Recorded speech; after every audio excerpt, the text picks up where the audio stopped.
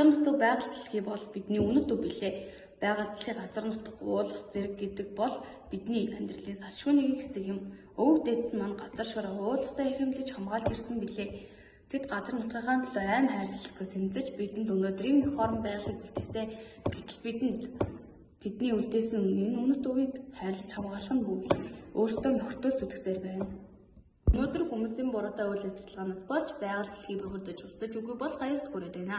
Хог хаягдлаа аялзаад хаях, гол мөрөн нуурын бүхэн машинаа авах, аяллаар явахдаа хогоо үлдэх зэрэг үйлдэлүүд бидний энгийн гэж боддогч байгальд маш их орон нөлөөтэй.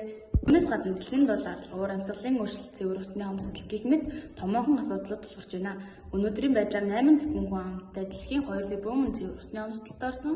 Хэрэв бид одооноос эхлэн усаа хайрлахгүй бол энэ тоо цаашид нэмэгцээр байх нь гарцаагүй.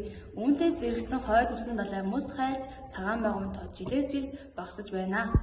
Эдгээр асуудлыг шийдэхин тулд хүмүүс байгаль дэлхийд хандлага төлөвшүүлэх хэрэгтэй. Усыг хайрлах, хогоо аялзаатай хаяхгүй байх, хогоо эдлээ ангилж хаях зэрэг энгийн үйлдэлүүд нь бидний ирээдүйд томоохон хөв нэмэр оруулна.